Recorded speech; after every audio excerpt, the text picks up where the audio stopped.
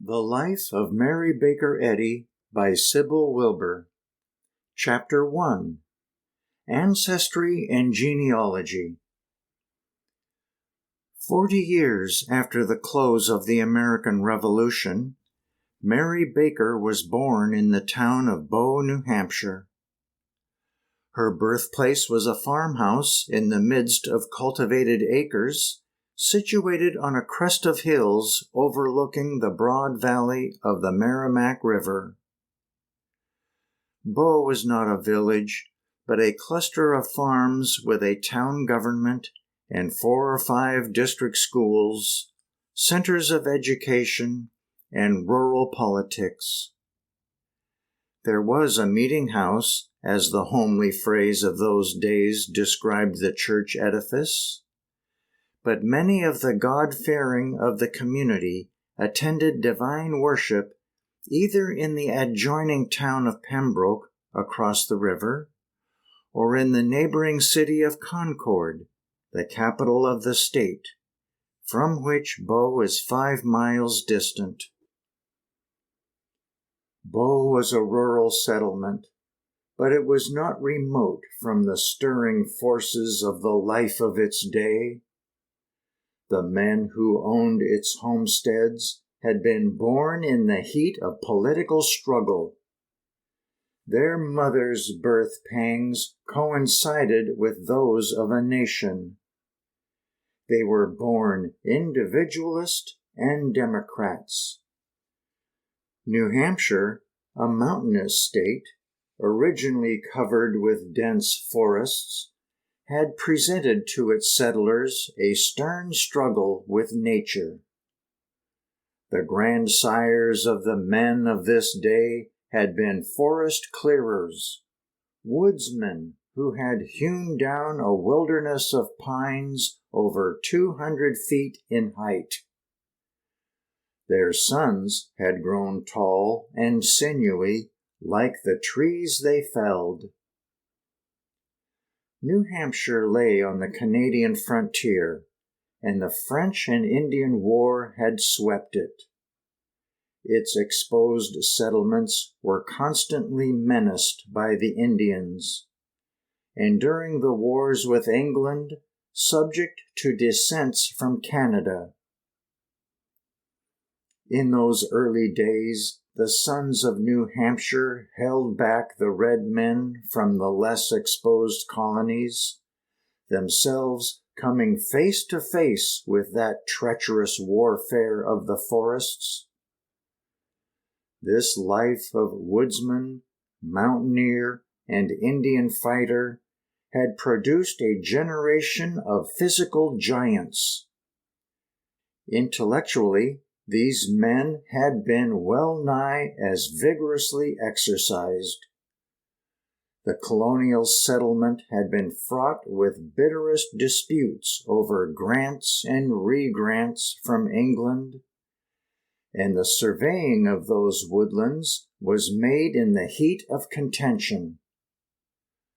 New Hampshire sent its delegates to the First Continental Congress, and 2 signatures stand for this state on that Charter of American Liberty, the Declaration of Independence. 2 delegates represented her in the Federal Congress, and 9th of the states in ratifying the Constitution. New Hampshire, in a critical hour, ensured the success of the Union.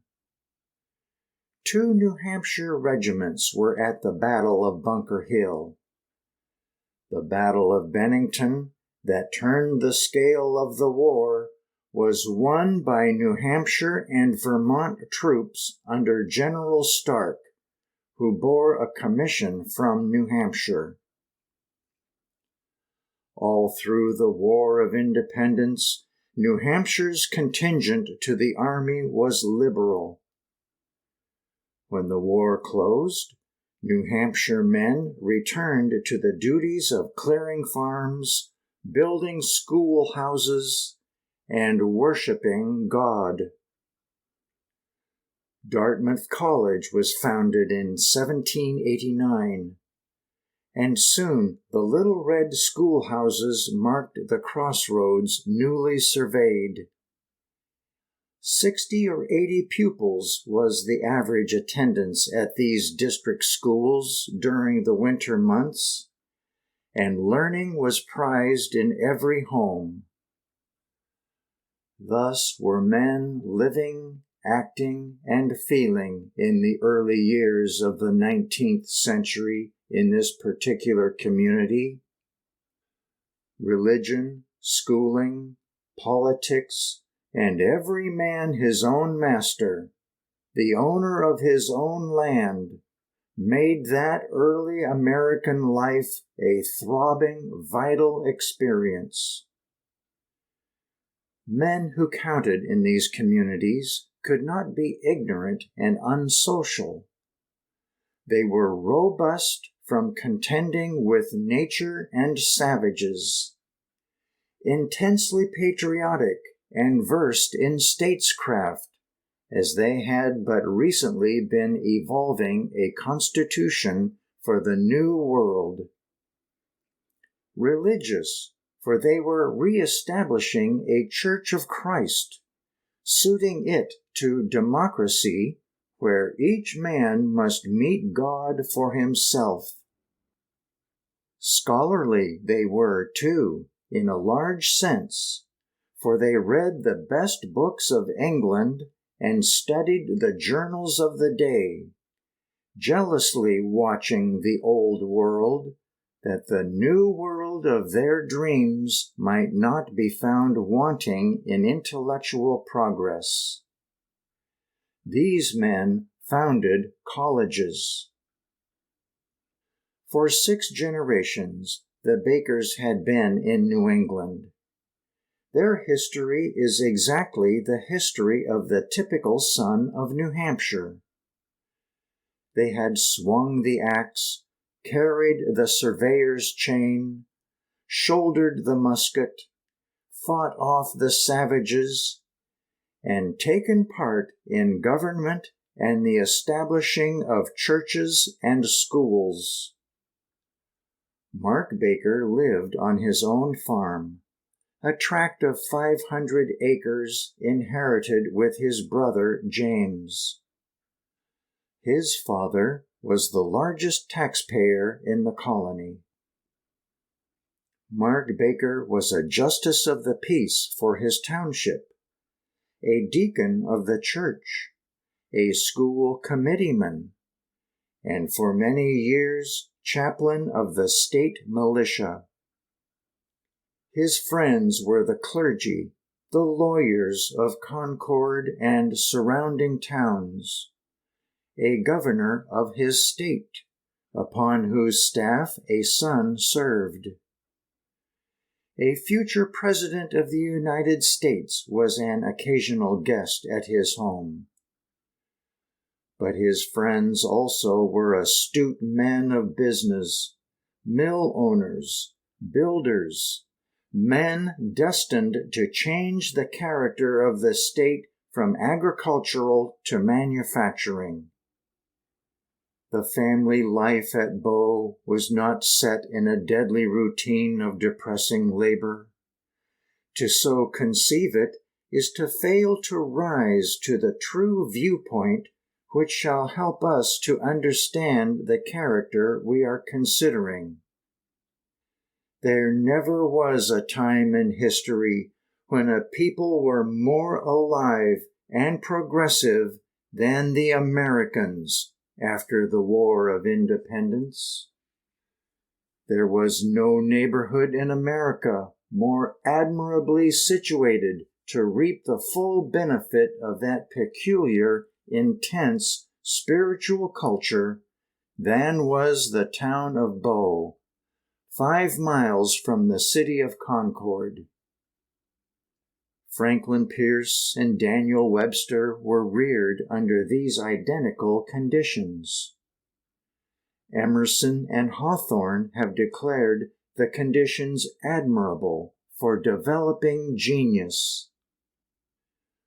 Mary Baker Eddy's ancestry can be traced clearly through 6 generations to the first baker in America, her earliest emigrant ancestor being John Baker, who was a freeman in Charlestown, Massachusetts in 1634. The generations succeeding, eliminating all but the direct line, are Thomas of Roxbury, a second Thomas of Roxbury, who married Sarah Pike, Joseph, born 1714, deacon of the Congregational Church, who held a captain's commission. He was the surveyor of several towns in that part of the colony of New Hampshire which was claimed by Massachusetts, among the rest of Pembroke, where he afterwards settled. He married, 1739, Hannah Lovewell, only daughter of Captain John Lovewell. Hannah was born 1721, was heir to 1/3 the estate of Captain Lovewell, and inherited with her brothers the lands assigned to her distinguished father in Pembroke. Captain Joseph Baker had a son, Joseph, born 1740, who married Marion Moore McNeill, a descendant of the Scotch Covenanters. They settled in Bow. Their youngest son was Mark Baker, born 1785. He was the father of Mary Baker. So the generations run thus: Mary, Mark, Joseph, Joseph, Thomas, Thomas, John, which takes the record almost back to Plymouth Rock. An examination of the genealogy of the wives of the Bakers reveals that the influx was of good blood through the maternal strains. The Pikes of New England have an honorable and interesting genealogy. Hannah Lovewell, great-grandmother of Mary Baker, and born just 1 century before her, transmits the courageous heart of her soldier father. Captain John Lovewell lost his life in a severe fight with the Indians at Pigwacket, now Fryeburg, Maine. An encounter so desperate that it is recorded in colonial records and is known as Lovewell's fight. This Lovewell's father was an ensign in Cromwell's army and lived to the great age of 120 years. Hannah Lovewell was one of the bravest women of the colonies. Marion Moore McNeill, the paternal grandmother of Mary Baker, was a descendant of the McNeills of Edinburgh. Her father and mother, John McNeill and Marion Moore, came to America seeking religious liberty and bringing a rich store of memories and traditions. They possessed a heavy sword encased in a brass scabbard with the inscription of an ancestor's name that stated it had been bestowed by Sir William Wallace. General John McNeill of New Hampshire, who won distinction by leading a bayonet charge in the Battle of Chippewa in the War of 1812, was a cousin of Marion McNeill Baker. Footnote: This is the McNeill connection. I shall not trace it beyond America. Fanny McNeill, niece of Franklin Pierce, afterwards wife of Judge Potter of Washington, was a daughter of that General John McNeill. She claimed a cousinship with Mary Baker Eddy. This Fanny McNeil, who, during Pierce's administration, frequently relieved his invalid wife of social duties as mistress of the White House, traced, as she supposed, the McNeil line to which she belonged directly to Sir John McNeil of Edinburgh. She adopted the McNeil crest for her coat of arms. Mrs. Eddy visited her in Washington in 1880. Together, they made a journey to the grave of General McNeil. They thoroughly discussed the McNeil family history, the bravery of its fighting heroes, the deep religious conviction of its covenanting faith. Mrs. Eddy recalled her grandmother's influence upon her whole life, an influence which shall presently be indicated. She therefore adopted, with her cousin Fanny McNeil, the McNeil crest and coat of arms. She adopted it for sentiment and affection. Its motto could not have better expressed the traits of character transmitted through a long line to her. It is Vincere aut mori. The crest was carved in the mahogany of the lintel above the inner vestibule entrance of her beautiful home on Commonwealth Avenue, Boston, where she resided before her retirement to Pleasant View. She also used the crest as a seal and expressed her pleasure in the sentiment of the Scotch strain by having the coat of arms embroidered on white silk and hung in her library. But a sudden denial to her rights so to enjoy this connection with the Scotch McNeils came through a Scottish descendant of the McNeils living in Aberdeen.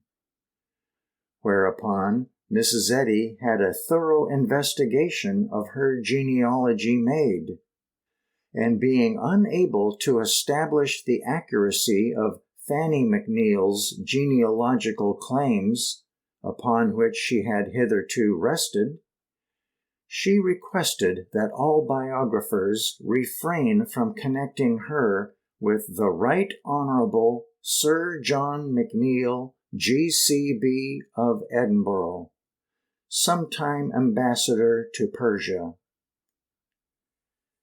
It is therefore sufficient to state that Mary Baker Eddy's great-grandparents were McNeils, that General John McNeil, the American hero, was her grandmother's cousin.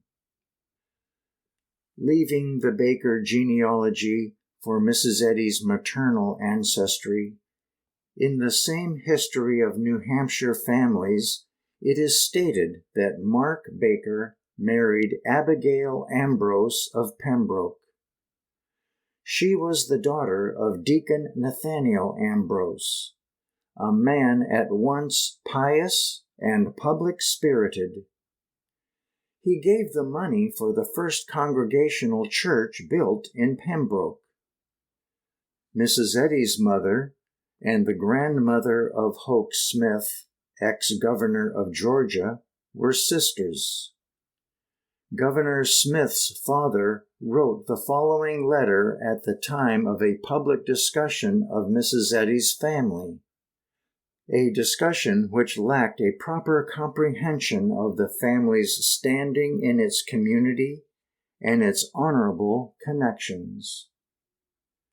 Mr. Smith sent the letter to the publication committee of the Christian Science Church, which allows this reprint. 582 West Peachtree Street, Atlanta, Georgia, December 28, 1906. I have known the Reverend Mary Baker Eddy from childhood. She is my first cousin. Her mother was my mother's younger sister. She, Mary Baker Eddy, was always a beloved visitor in our home. We corresponded for several years while I was in college. The correspondence ended with my regret. I have always admired my cousin's sincerity and devotion to good works. Her brother Albert was one of the ablest lawyers of New Hampshire, but Mary was deemed the most scholarly member of her family. She has always held a sacred place in my heart. It gives me great pleasure to find that God is always protecting her.